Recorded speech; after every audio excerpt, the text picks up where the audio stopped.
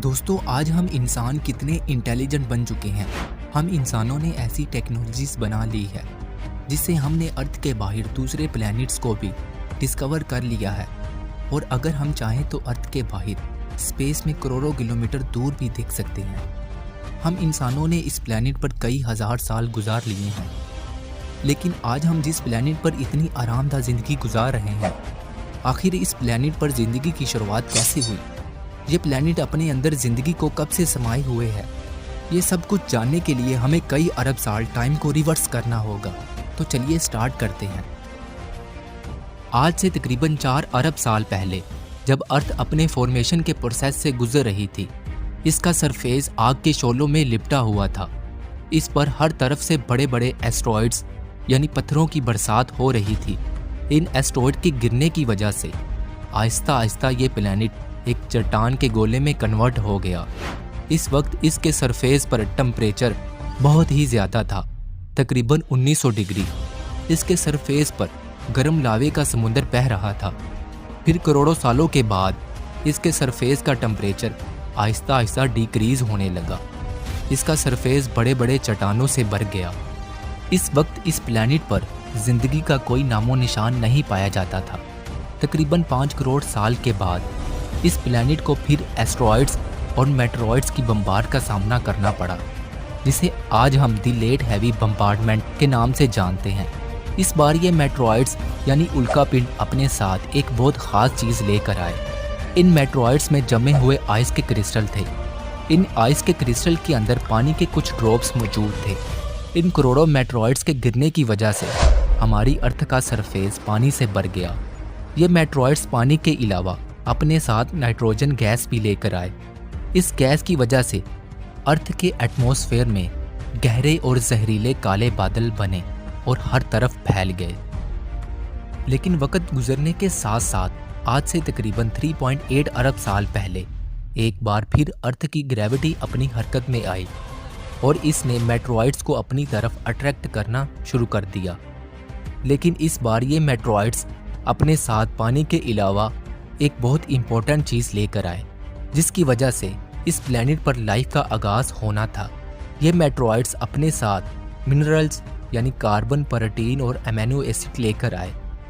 इस वक्त अर्थ पर हर तरफ पानी ही मौजूद था।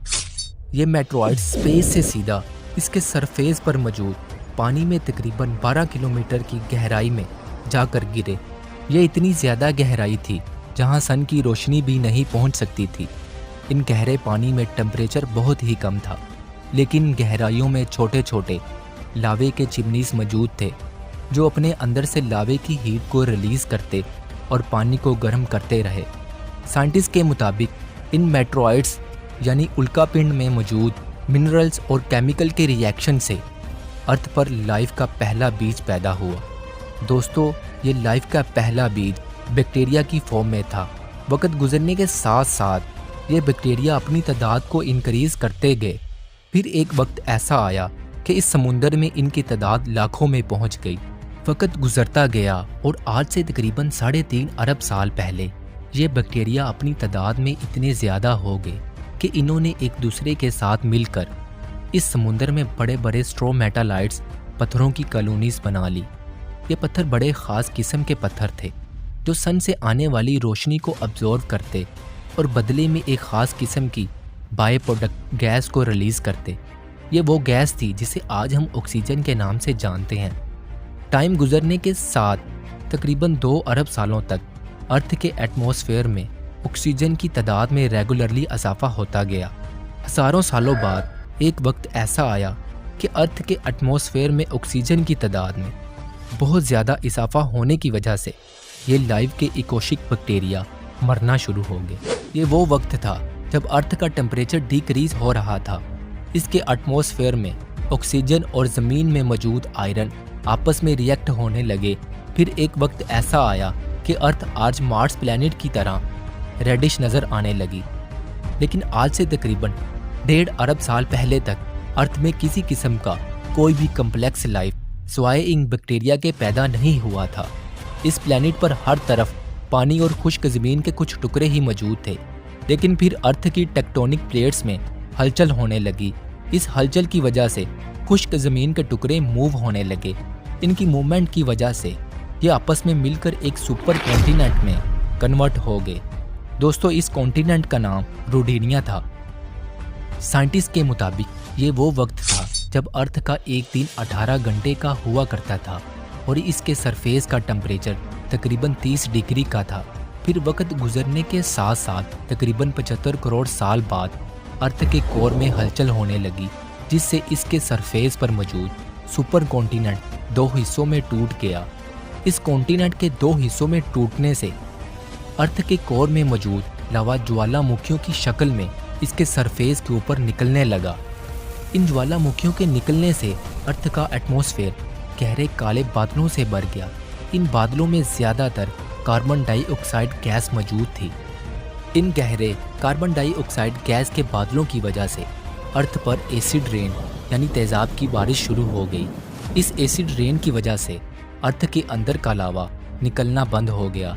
इसके सरफेस का टेम्परेचर डिक्रीज होने लगा, जिससे अर्थ के सरफेस पर मौजूद पानी आहिस्ता आहिस्ता बर्फ़ में कन्वर्ट हो गया। वक्त गुजरता गया, अर्थ के सरफेस का सारा पानी बर्फ़ में जम गया। इसके बाद फिर अर्थ को करोड़ों सालों तक आइस एज का सामना करना पड़ा। लेकिन एक बार फिर अर्थ के सरफेस के अंदर कार्बन डाइऑक्साइड गैस की गर्मी ने लावे को ज्वालामुखियों की शक्ल में इसके सरफेस के ऊपर निकालना शुरू कर दिया।